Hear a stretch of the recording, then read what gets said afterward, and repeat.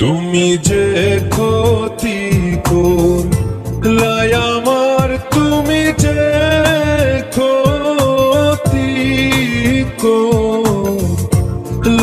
আমার, আল্লাহ করবে তোমার বিচার।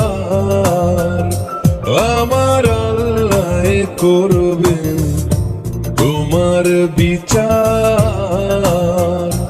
তুমি অনেক দিন কান্দাইলার বন্ধু, কান্দায়ও না বেশি, আর আল্লাহ করবে তোমার বিচার।